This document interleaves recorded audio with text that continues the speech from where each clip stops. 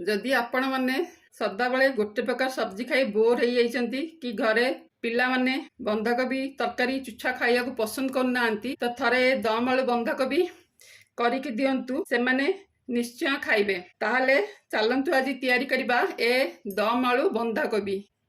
Hello friend, मु Sushree, welcome to my channel Sushree Sangeeta Odia kitchen. चलंतु दम आलू बंधाकोबी बनेइबा आरंभ करिबा। दम आलू बंधाकोबी बनैया पई मु एठी 400 ग्राम बंधाकोबी बड़ बड़ पीस रे काटिकी नै जाइछि। आउ तीनोटी आलू दी दी खंड करिके नै जाइछि। एबे आमे आकु गोटे प्रेशर रे सिझेइबा। बंधाकोबी और आलू को प्रेशर रे नै जाइछि। सेइथिरे 1 पिंच हलदी गुंड, हाफ टेबल स्पून लूण पकई दबा। सेइथिरे गोटे ग्लास पानी दबा। गोटे ग्लास रो अधिक पानी दबानी। तापरे तीनोटी सिटी आसला जाके आमे कवर करी गैस चुली रे बसई दबा। एठी मु कवर कर नेछि। एबे आमे गैस को ऑन करी प्रेशर कुकर को बसई नबा। तीनटा हुइसिल आसला जाके आमे अपेक्षा करिया।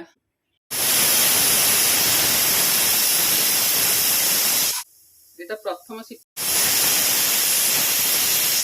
द्वितीय सिटी, एटा तृतीय सिटी आसला। एबे आमे गैस को बंद कर नबा। प्रेशर रु गैस रिलीज होगा को छाड़ी दबा। प्रेशर रु गैस रिलीज होगा भितरे आमे करेई बसई की दम आलू बंधाकोबी रो मसला कसी नबा। सेथि पे एबे मु करेई रे 3 चामच मस्टर्ड ऑयल नेछि। आपण माने जेकोसी तेल नहीं पारिबे, कुकिंग ऑयल नहीं पारिबे। तेल को टिके गरम होबा को दबा। तेल गरम हो गलानी। सेथिरे मु गोटे चामच जीरा, 2टा सुखा लंका, तेजपत्र आउ छोट इलायची 2टा पकई दबा। जीरा फुटी आसलानी। सेथिरे एबे आमे मु काटिके रखिथिबा 4 गोटी प्याज पकई देबा। कारण जेहेतु आमे दम आलू बंधाकोबी बनौचा, बंधाकोबी रा परिमाण जेतिकी ताठू टिके कम आमे प्याज नबा।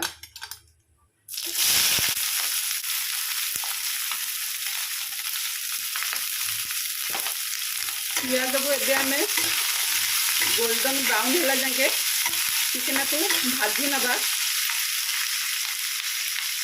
देखि नउची बंधाकोबी और आलू पूरा सीझी जाइए। जब चिकेन कोबी न सीझी तो आउ थे प्रेशर दबा आवश्यकता नहीं।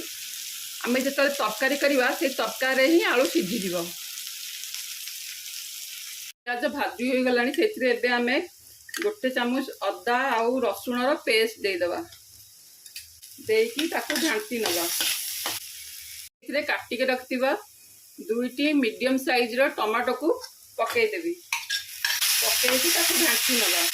से गोटे छोट चामच हलदी गुंड पकेबी। टमाटो पकईचा सीझेला बेले भी लुण देइथिले मन रखिथिबे। तेणु मुझे गोटे छोट चामच लुण ये पकई दूसरी। गोटे चामच धनिया गुंड, गोटे चामच जीरा, छोट चामच काश्मीरी रेड चिली पाउडर सबको आम ए मिसई नबा। गैस को सिम करी टमाटर टिके सिझिया पई करेई की कवर कर दवा। क्या मसला कसी हेलानी, पूरा कसी हो गलानी। कारण करेई रु साइड रे तेल छाड़लानी मसला। एबे सेइथिरे आमे सिझेई की रखिथिबा बंधाकोबी और आलू को मु गोटे बाउल ले बाहर कर नेची। ताकू एबे आमे मसला ऊपर पकेई दवा।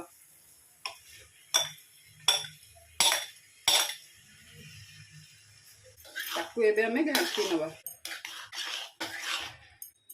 घांटीला परे सेथिरे अर्ध चामच गरम मसला गुंड पकई दबा। तापरे ताकू घांटी की सिम रे 2 मिनिट पई कसी हबा को छाड़ी दबा। देखिबा हमर दम आलू बंधाकोबी हेलानी कि नहीं। देखंतु एबे दम आलू बंधाकोबी रे सब्जी हे गलानी। एबे आमे सेथिरे जदी ग्रेवी आपण करिया को चाहउचंती बंधाकोबी और आलू सिझेइथिबा पानी को ही एथिरे टिके आधा कप दे देबे।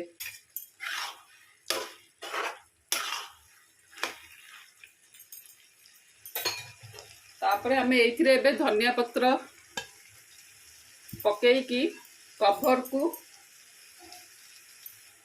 दे दवा। देखो आमर एबे दम आलू बंधाकोबी सब्जी पूरा रेडी हो जाइए, मजेदार सब्जी। एबे चलतु आमे ताकू सर्व करिबा।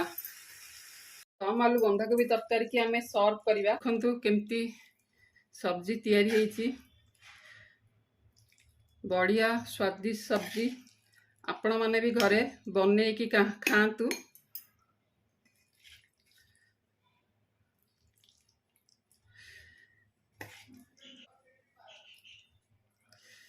देखंतु दम आलू बंधाकोबी तरकारी रेडी हो जाइछि। जदि आपण मानकु ये तरकारी पसंद आसे ताहले मो चैनल को लाइक सब्सक्राइब और शेयर करिया को भूलिबेनी। निश्चय निश्चय थरे तैयारी करंतु घरे दम आलू बंधाकोबी।